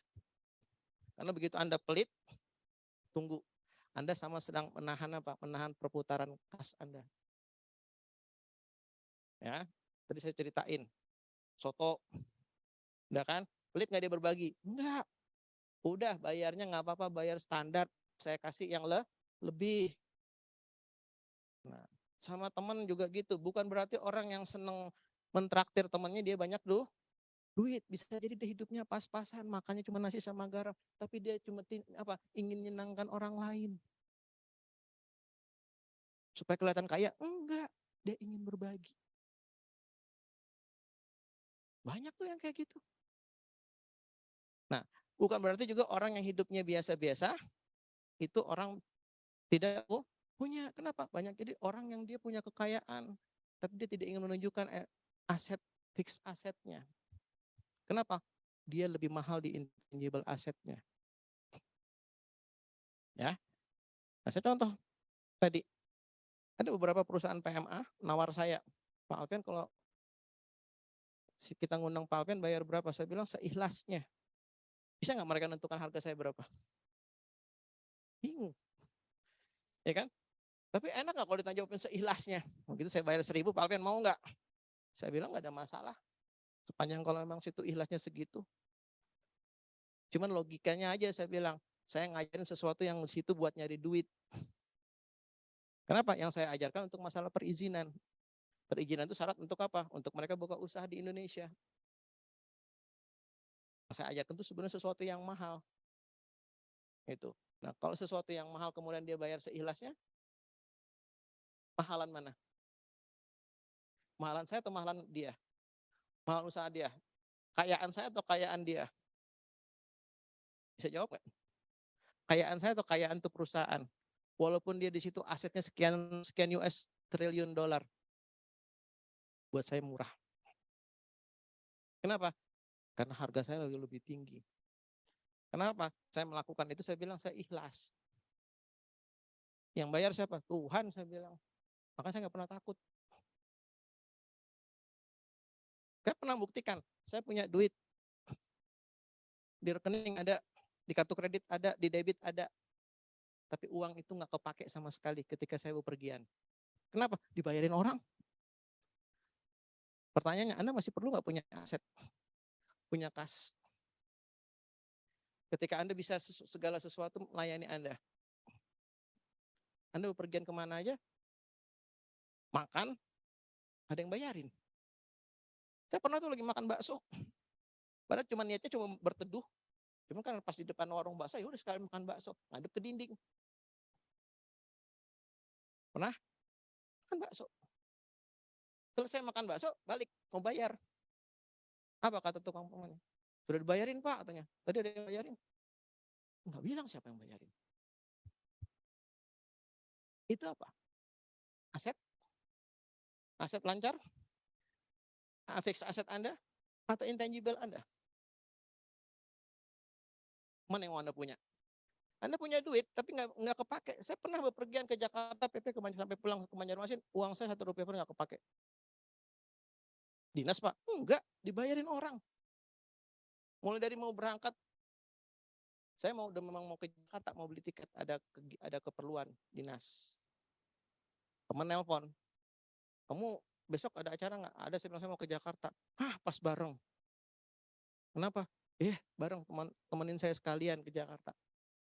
Oh ya udah beli tiket belum? Belum. Dibeliin tiket. Kalau saya dinas, saya belum beli tiket, dinas belum belikan dari kantor. Gitu ya. Dibelikan. Kalau saya beli dinas berarti apa? Ekonomi. Ini bosnya batu bara. Dibelikan apa? Eksekutif. Tiket. Sampai di sana harusnya saya naik taksi. Atau naik bis.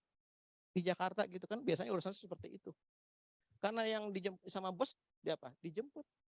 Pakai apa? Mobil. Kepake nggak duit? Enggak. Oh ya, saya ke bandara harusnya naik taksi, dijemput. Sampai pulang saya diantar kembali. Malah apa? Malah bawa duit. Uang 1 rupiah pun aku pakai, apa? Nambah duit. Pertanyaannya, current aset, aset lancar, aset tetap, atau intangible?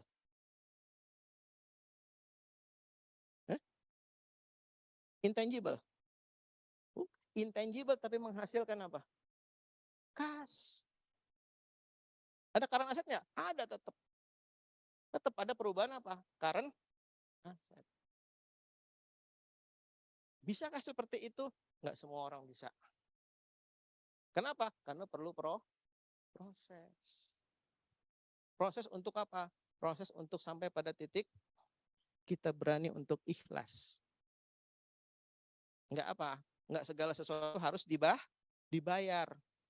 Karena Anda kalau berpikir, wani piro, udah. Berarti Anda sudah mulai berhitung dengan apa? Dengan nilai Anda. Oke, jelas nih? Jadi memahami ahli itu tidak selalu harus dibayar. Ahli itu bisa orang berada di sekitar kita yang dia ahli pada bidangnya. Ahli bikin kue, berarti kita belajar dari dia. Ahli masakan, berarti kita belajar dari tukang masakan.